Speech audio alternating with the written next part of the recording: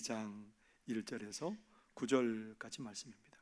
구약성경 1311쪽입니다. 구약성경 1311쪽 학계 2장 1절에서 11절까지 말씀입니다. 앞에 있는 화면을 보셔도 되겠습니다. 학계 2장 1절에서 9절까지 말씀입니다. 구약성경 1311쪽입니다. 학계 2장 1절에서 9절까지 말씀입니다.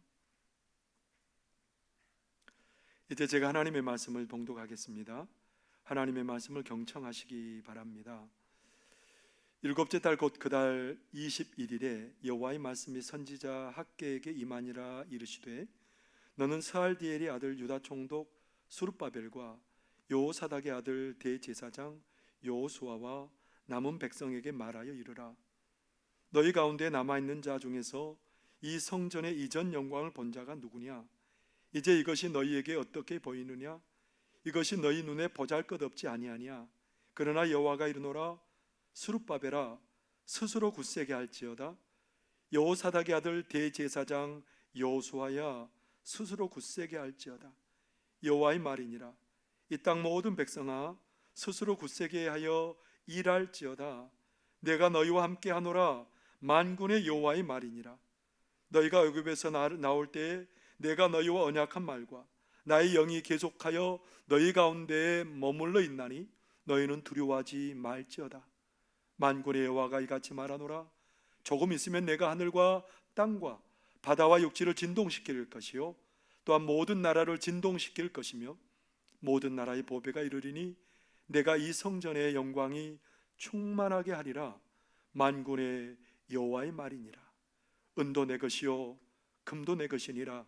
만군의 여호와의 말이니라. 이 성전의 나중 영광이 이전 영광보다 크리라. 만군의 여호와의 말이니라. 내가 이곳에 평강을 주리라. 만군의 여호와의 말이니라. 아멘. 이는 하나님의 말씀입니다. 기도하겠습니다. 사랑하는 하나님, 만군의 여호와의 말이니라. 하나님의 말씀이 치료의 양약이 됨을 믿습니다.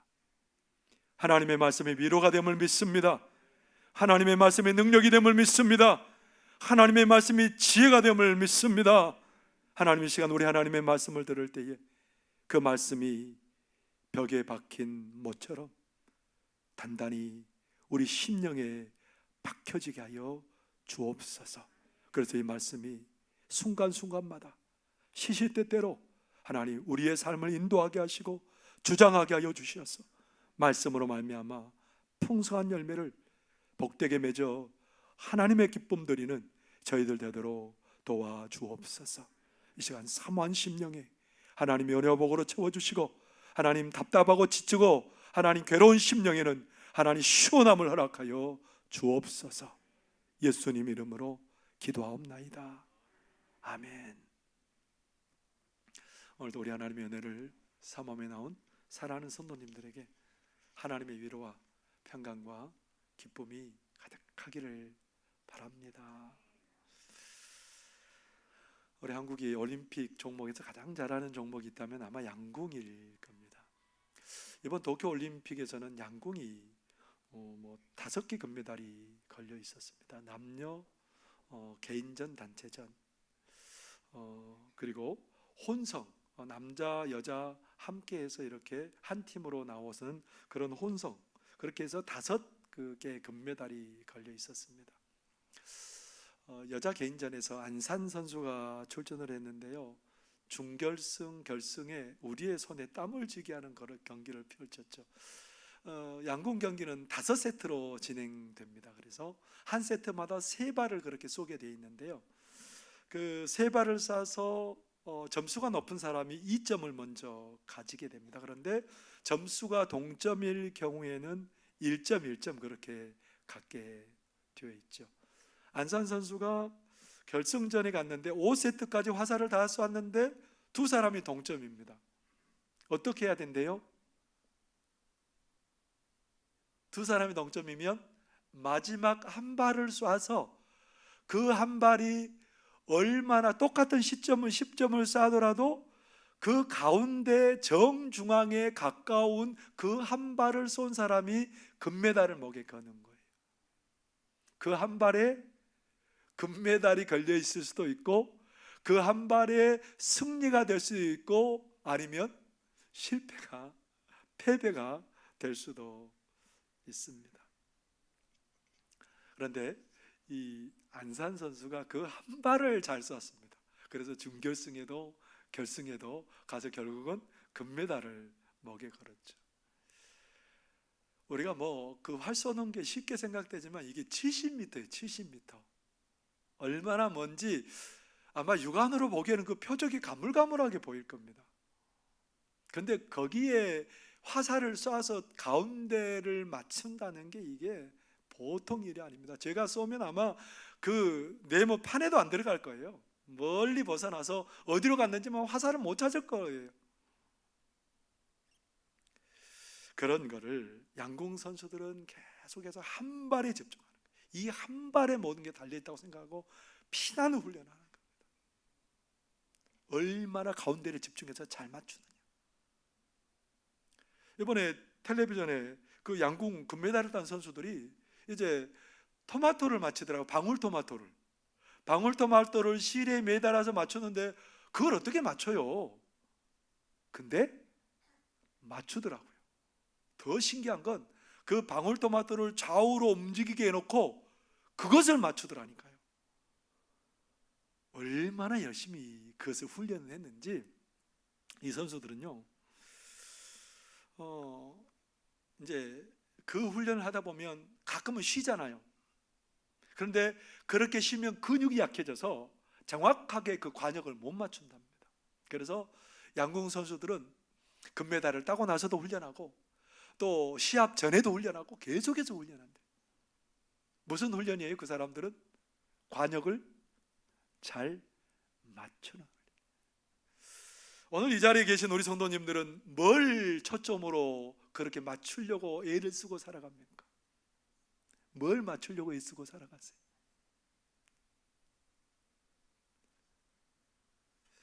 우리는 초점을 맞추고 사는 것에 따라서 우리의 삶의 방향도 달라지고 우리의 삶의 결과도 달라질 수 있답니다. 이스라엘이 이제 솔로몬이 3대 임금 솔로몬이 왕이 되고 나중에 솔로몬이 죽고 나서 그의 아들 르호보암이 왕이 되면서 나라가 남북으로 나뉘어져 버립니다. 그 북쪽을 뭐라고 말하냐면 북이스라엘, 남쪽을 남유다라고 말합니다.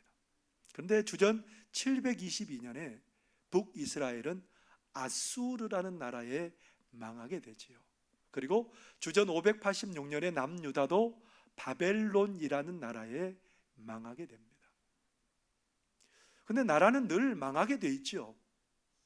그런데 바벨론이라는 나라도 바사, 우리 세계사에서는 페르시아라는 이름으로 그렇게 명명돼 있죠. 이 바사라는 나라에 망하게 됩니다. 바사 왕이 누구였냐면 고레스 왕이었는데요. 그 고레스 왕이 그 넓은 제국을 안정되게 통치하기 위해서 바벨론에서 포로로 잡혀온 그 사람들을 본토로 귀환시켜주고 자기 나라를 재건할 수 있도록 그렇게 허락을 해줍니다. 그래서 이스라엘 유대인들도 이제 본토로 돌아오게 돼요. 본토로 돌아오고 그래서 예루살렘 성읍을 다시 이렇게 고치고 성전을 다시 지을 수 있도록 허락을 받았습니다. 그 성전은 언제 완전히 무너져 버렸습니까? 바벨론의 침략 때문에. 바벨론이 남유다를 무너뜨리면서 완전히 돌 위에 돌 하나도 남지 않고 전부 다 무너져 버렸습니다.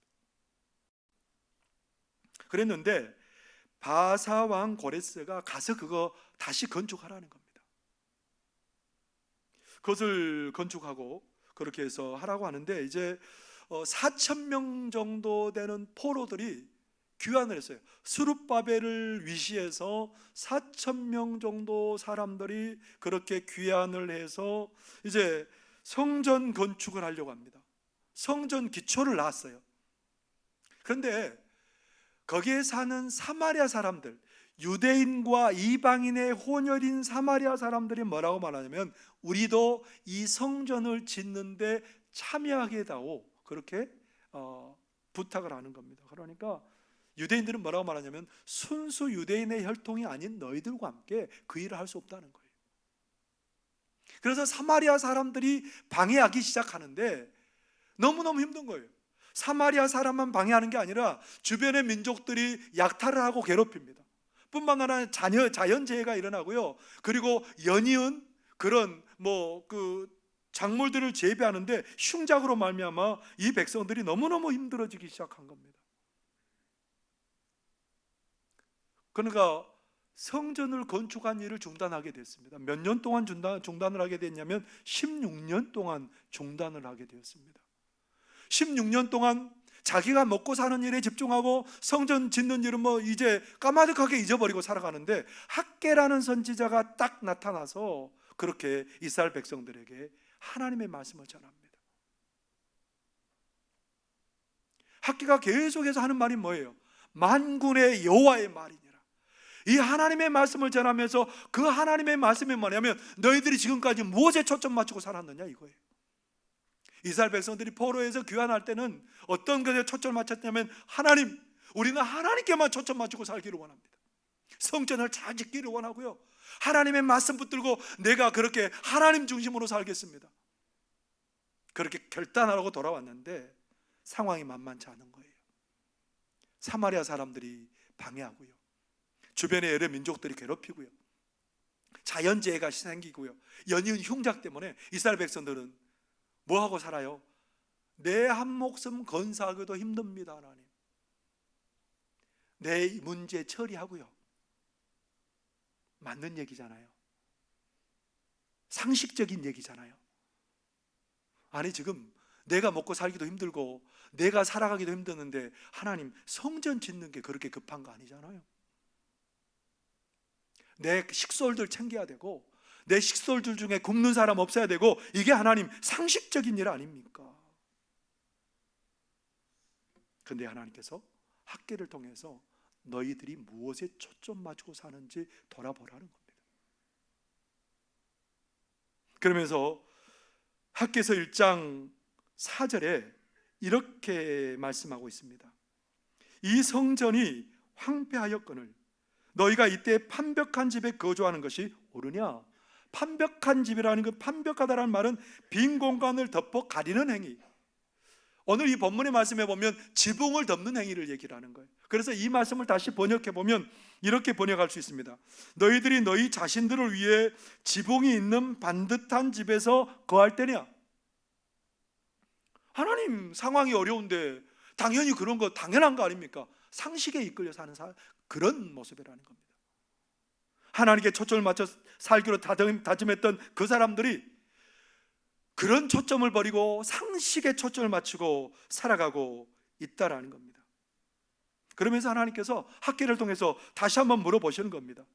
학개 1장 5절에 보면 하나님께서 이렇게 말씀하십니다. 그러므로 이제 만군의 여호와가 이같이 말하노니 너희는 너희의 행위를 살필지니라. 1장 7절에도 너희의 행위를 살필지니라 똑같이 말씀하세요. 너희의 초점이 어디에 맞춰져 있는지 너희들이 한번 살펴봐라는 겁니다. 하나님께 초점을 맞추기로 살기로 했는데 상식에 초점을 맞추고 살아가는 너희들의 모습이 옳은 거냐? 그러면서 그렇게 말씀하시면서 하나님이 이렇게 말씀하세요. 너희들이 상식에 초점을 맞추고 살아가는 삶의 결과가 뭔 줄 아느냐? 이미 너희들이 맛보고 있지 않느냐? 그렇게 말씀하시면서 학개 1장 6절에 이렇게 말씀하십니다.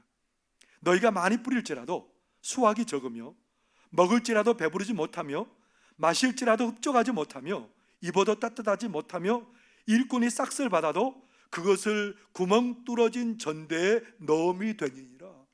먹어도 배부르지 못해 되는 거예요. 마셔도 그냥 마신 것 같지 않다라는 거예요. 돈을 벌어와도 뚫린 전대에 돈을 넣는 것처럼 다 세워져 버리고 없다라는 겁니다. 상식에 초점을 맞추고 사는 결과가 상식대로 얻어진 결과가 아니라 이런 결과를 낳고 만다는 겁니다. 학개서 1장 9절에는 뭐라고 말씀하십니까? 너희가 많은 것을 바랐으나 도리어 적었고 너희가 그것을 집으로 가져갔으나 내가 불어버렸느니라. 나 만군의 여호와가 말하노라. 이것이 무슨 까닭이냐. 내 집은 황폐하였으되 너희는 각각 자기의 집을 짓기 위하여 빨랐습니다. 많은 것을 거두리라고 생각했지만 적게 거두었고 그것마저 하나님이 불어버렸다는 겁니다. 뭐에 초점을 맞추고 살았기 때문에 그렇다는 겁니까? 하나님이 아닌 상식에 따라서 상식에 초점을 맞추고 사는 삶의 결과가 이렇게 되었다라는 겁니다. 오늘 우리는 이런 얘기를 들으면서 목사님 저는 아닌데요? 저는 상식에 초점 맞추고 사는 사람이 아니라 하나님께 초점 맞추고 살아요. 오늘 아침에도 바쁜데 내가 집에 있지 않고 이렇게 정말 온 정성을 다해서 내가 하나님 앞에 나왔지 않습니까? 하나님의 성경책을 하나님 내가 끼고 이렇게 오늘 하나님을 예배하고 있지 않습니까? 정성껏 하나님 앞에 예물도 드렸고요. 내가 일주일 동안 그래도 성경을 읽고 살았고요. 찬송하며 살았고요. 하나님 기도하며 살았습니다. 이래도 내가 하나님께 초점 맞춘 사람이 아니라고요? 그런데 여러분 엄밀히 가만히 보면 우리가 하나님께 초점을 맞추고 산다고 하면서도 이 세상에도 여전히 초점을 맞추고 사는 사람들이 한 발은 하나님께 한 발은 어디예요? 세상에. 두 곳에 다리를 다 걸쳐놓고 그렇게 사는 우리들의 삶이에요. 근데 그게 우리들의 삶만 그런 게 아니고요, 성경에 보니까 그런 역사들이 계속해서 이어지는 것을 보게 됩니다. 사사기 17장에 보니까 에브라임에 미가라는 사람이 있는데 그 사람들은 명목상으로 하나님을 섬기는 사람들이에요. 미가가 하나님 섬기는 사람이 이런 행동해도 되는지 안 되는지 한번 보세요. 자기 어머니의 돈 은 1,100을 훔쳤습니다. 하나님 섬기는 사람이에요. 근데 그 어머니가 자신의 돈을 누가 훔쳐갔으니까 저주를 실컷 퍼본 거예요. 저주를 퍼부니까 이 아들이 그 저주가 자기에게 임할까 봐 미가가 어머니에게 이실직고합니다. 어머니, 제가 사실은 어머니 돈을 은 1,100을 훔쳐갔습니다. 그러니까 이 어머니가 갑자기 태도를 바꿔서 축복을 선언합니다. 잘못했으면 그것을 좀 짚고 넘어가야 되는데 이 미가의 어머니가 태도를 돌변해서 어떻게 축복하냐면 내 아들이 여호와께 복받기를 원하노라. 표면적으로 그래요. 내 아들이 저주를 실컷 퍼붓다가 지금 뭐라고 말해요? 내 아들이 여호와께 복받기를 원하노라. 그렇게 축복의 말을 하고 있는 겁니다. 그런데 하는 말이 미가가 이제 1,100을 돌려줬는데 그것을 가지고 하나님께 드린다고 말하고 나서 은 200을 가지고는 신상을 부어 만들고 에봇과 드라빔을 만들고, 그래서 나중에는 미가는 자기 아들을 제사장 삼아서 이런 우상을 섬기게 했습니다. 나중에 이제 레위 사람을 한 사람 초청해다가 불러다가 제사장으로 앉히면서 그러면서 하는 말이 뭔 줄 아세요? 미가서 17장 13절에 이렇게 말하고 있습니다. 이에 미가가 이르되 레위인이 내 제사장이 되었으니 이제 여호와께서 내게 복 주실 줄을 아노라 하니라. 미가나 그의 어머니나 여호와 하나님을 믿는 것 같았습니다. 그런데 그 내용을 들여다보니까 누구를 섬기고 있어요? 우상을 섬기고 있어요. 하나님께 한 발 걸쳐놓고 누구에게 한 발 걸쳐놓고요? 우상에게 한 발 걸쳐놓고. 이러한 삶의 결과 사사기에는 어떤 일이 벌어지냐면 계속해서 이런 삶의 태도 때문에 이방인들에게 압제당하는 일들이 반복되는 것을 보게 됩니다. 나중에 세월이 지나서 이스라엘 땅에 가장 유명한 선지자 중에 한 사람이 있는데 엘리야입니다. 엘리야가 우상을 섬기는 그들에게, 하나님을 섬기고 우상을 섬기고 그렇게 양다리 걸치는 그들에게 갈멜산에서 대결을 벌치게 됐어요. 바알 선지자 450명과 엘리야 선지자가 대결을 벌치는데 백성들에게, 거기에 모인 백성들에게 뭐라고 그런 줄 아세요?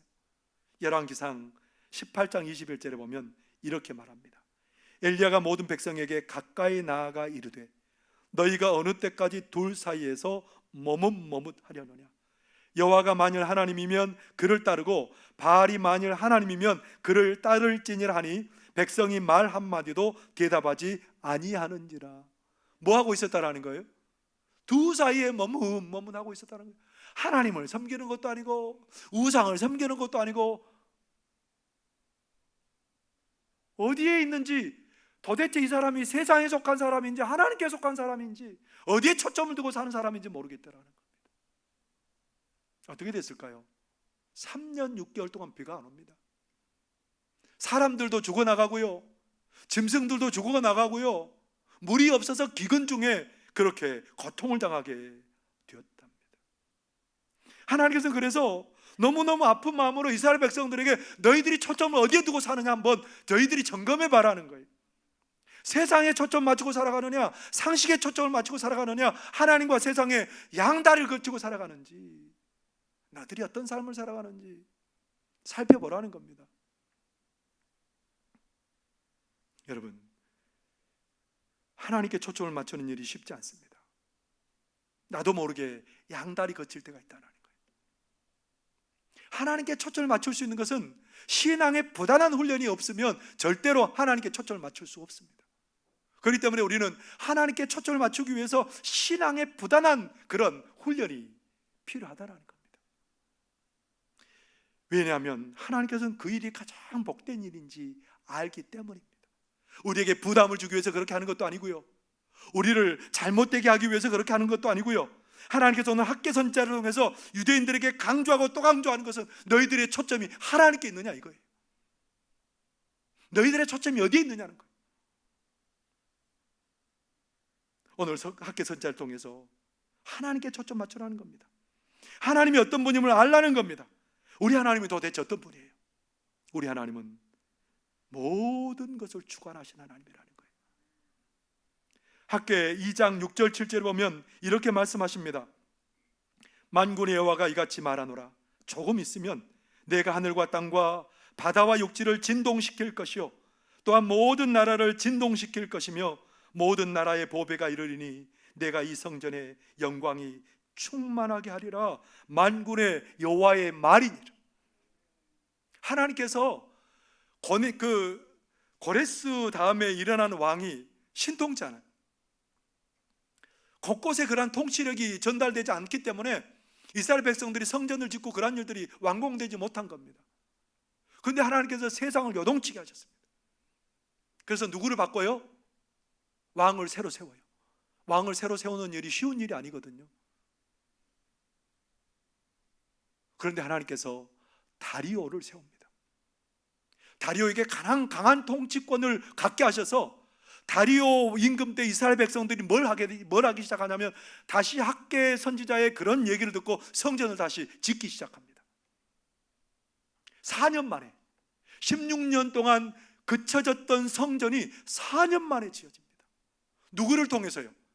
하나님께서 다리오 왕을 세우시고, 그래서 하나님께서 포로로 잡혀와서 있는 것 없지만 하나님께서 많은 보배를 그들에게 이르게 하셔서 그 성전을 건축하도록 하나님이 역사하셨다는 겁니다. 누가 세상을 주관하는 겁니까? 우리 하나님. 그 하나님께 집중하라는 겁니다. 이사야 선지자는 그 하나님을 바라보면서 이런 고백을 합니다. 이사야 43장 19절에서 21절에 이렇게 말합니다. 보라, 내가 새 일을 행하리니 이제 나타낼 것이라. 너희가 그것을 알지 못하겠느냐? 반드시 내가 광야의 길을 사막에 강을 내리니 장차 들짐승 곧 승냥이와 타조도 나를 존경할 것은 내가 광야의 물을 사막의 강들을 내어 내 백성 내가 택한 자에게 마시게 할 것이니라. 이 백성은 내가 나를 위하여 지었나니 나를 찬송하게 하려 함이니라. 하나님께 초점을 맞추는 그 인생, 아무리 막혀 있어도 하나님의 길을 열어주신답니다. 생명의 길을 열어주신답니다. 소망의 길로 이끌어 주신답니다. 빛된 길로 이끌어 주신답니다. 하나님께 초점을 맞춥니다. 우리 인생이 어려움 당하지 않을 수 없어요. 근데 그 어려움 속에서 하나님께 초점을 맞추느냐 아니면 세상에 초점을 맞추느냐에 따라서 그 삶의 방법은 다른 삶을 경험할 수 있다는 겁니다. 제가 아는 고향 후배가 있습니다. 고향 후배가 별로 평판이 안 좋아요. 근데 그 아내가 자궁암에 걸렸습니다. 아이들도 있고 남편도 있고 가정을 잘 이제 한참 그 아내의 자리, 엄마의 자리가 필요한 그때에 이 아내가 자궁암에 걸린 거예요.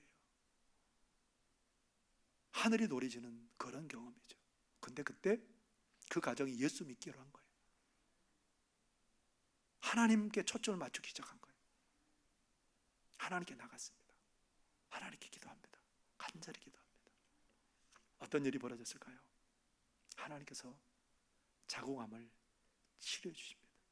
그래서 온 가족이 열심히 예수님을 믿고, 그리고 심지어는 그 친정 부모님이 예수님을 안 믿는데 그 친정 부모님에게 예수님 꼭 믿으라고, 그러면서 그 친정 부모님이 예수님을 믿기 시작했답니다.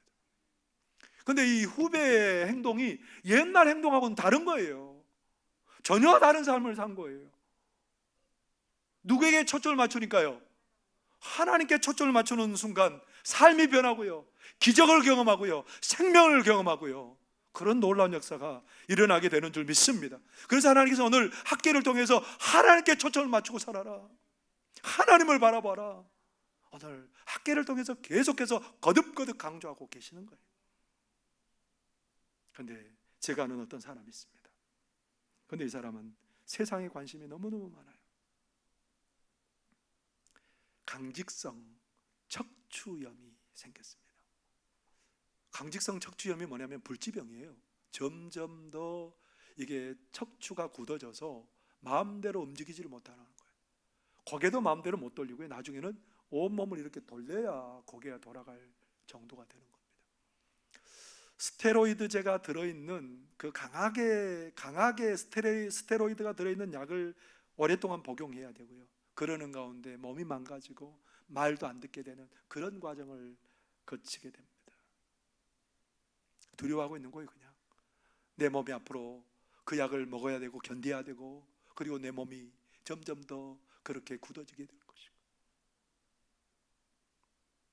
세상의 상식, 세상의 방법에 사로잡히는 한 두려움과 공포를 이길 수가 없는 겁니다. 네, 여러분, 세상에 향한 우리의 눈이 아니라 하나님을 향한 하나님께 우리의 눈을 고정시키고 하나님께 우리의 눈에 초점이 맞춰질 때에 놀라운 역사가 일어나게 될 줄 믿습니다.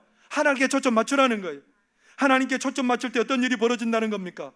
학기 2장 8절에 하나님께서 우리 인생들에게 하나님의 것으로 베풀어 주신답니다. 2장 8절 그렇게 말씀하십니다.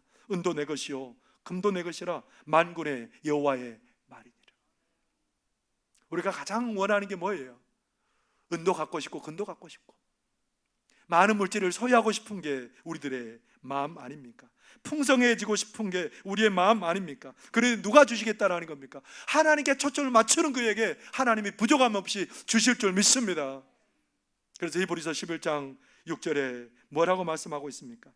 믿음이 없이는 하나님을 기쁘시게 하지 못하나니 하나님께 나아가는 자는 반드시 그가 계신 것과 또한 그가 자기를 찾는 자들에게 상 주시는 이심을 믿어야 할지니라. 하나님께 초점 맞출 때 하나님이 만나 주신답니다. 하나님의 좋은 곳으로 베풀어 주신답니다.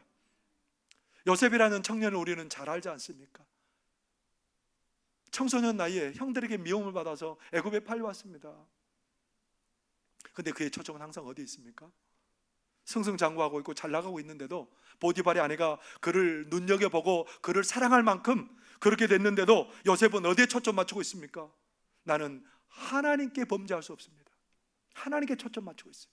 나중에 왕 앞에 불려갔습니다. 왕 앞에 불려가서도 어디에 초점 맞추고 있습니까? 왕에게 초점 맞추고 있는 게 아니라 하나님께서 꿈을 해석하여 알게 하실 겁니다. 철저히 누구에게 초점 맞추고 살아가요? 하나님께 초점 맞추고 살아가요. 그를 하나님께서 높여주십니다. 총리의 자리에 앉게 하십니다. 그의 가족들을 다 불러와서 그들을 보살펴 줍니다. 많은 민족을 살립니다. 기근 가운데 많은 사람들을 죽지 않게 하는 역할을 감당한 사람이 요셉입니다. 여러분, 하나님께 초점을 맞추는 그를 통해서 하나님이 하늘에 속한 것으로 많은 사람에게 허락해 주실 줄 믿습니다. 저희 교회가 이제 재단장을 하면서 이제 본당은 우리 회사에 맡기고 아래층은 이제 직영을 하기 위해서 제가 최근에 이제 산정형 교회를 갔다 왔다는 말씀을 드렸을 거예요. 그 산정형 교회가 권사님, 남자 권사님이 계시는데 그 남자 권사님이 토목을 하는데 굉장히 기술자예요. 그래서 많은 고속도로를 이렇게 놓는데 지금도 참여하고 있고 그런 일들을 많이 하고 있는데, 이분이 교회 재정도 뭐 넉넉하지 않고, 그래서 이분이 고민하다가 어떻게 하면 교회를 내가 지을 수 있을까? 그래서 그 자기 회사를 건설사로, 종합 건설사로 등록을 하고요. 그리고 자기가 그 일을 맡아서 하기 시작한 거예요.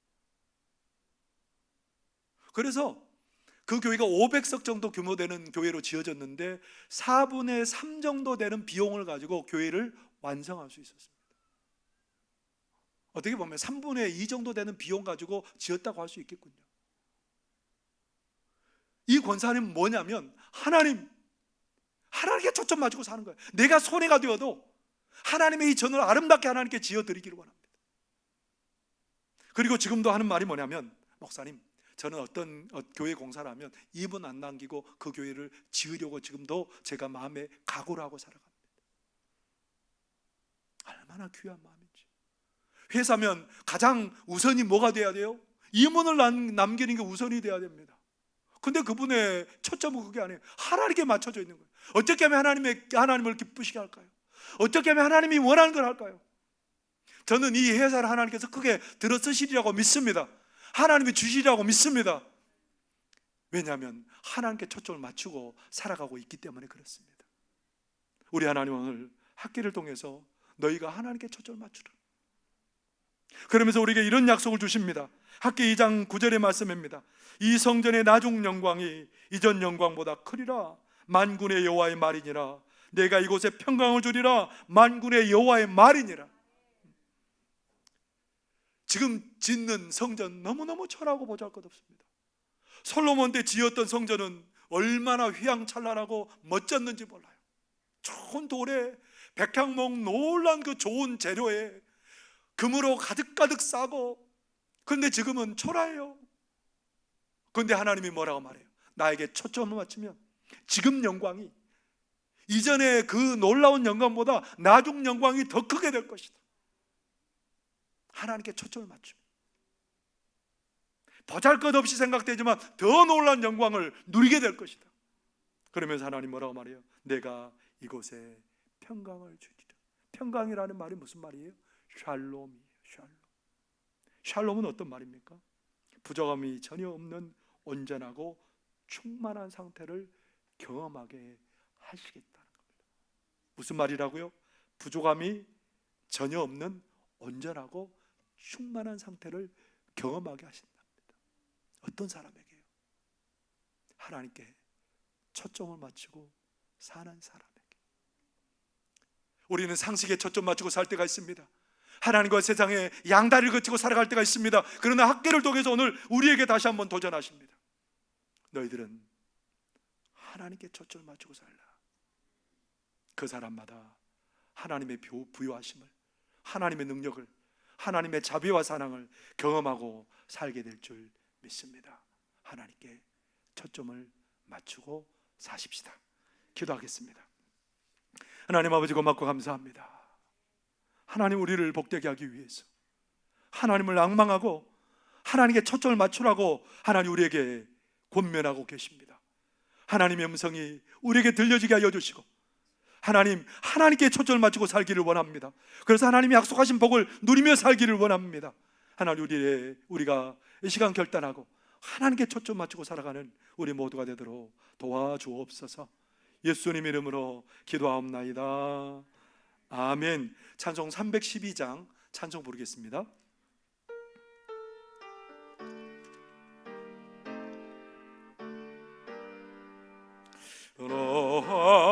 하나님께 이끌리어 일평생 주만 바라면 어려울 때 힘 주시고 언제나 지켜주시리. 주 크신 사랑 믿는 자 그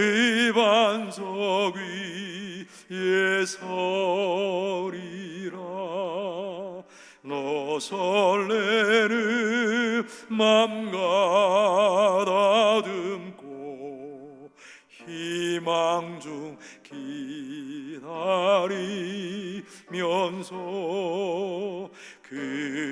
그네로 신주의 뜻과 사랑의 만족하여라.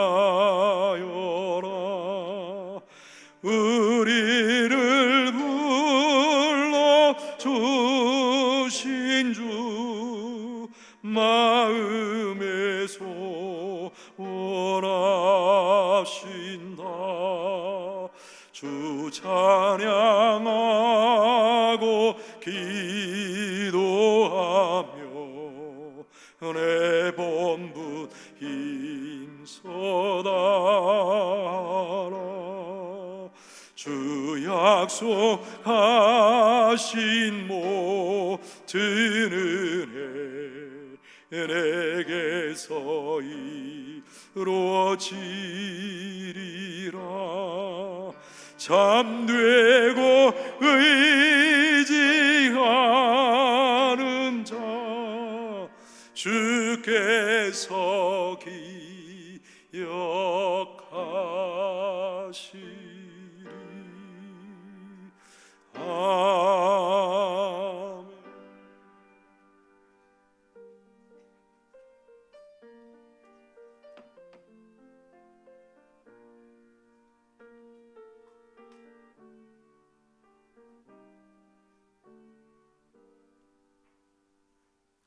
하나님, 저들은 너무 행복한 사람들입니다. 모든 것의 주인이신 우리 하나님, 하나님께 초점을 맞추는 모든 사람들에게 부유하신 우리 하나님, 이 시간도 우리가 하나님께 주목하게 하여 주옵소서. 우리의 가정이 하나님께 주목하게 하여 주옵소서. 우리 자녀들이 하나님만 바라보게 하여 주옵소서.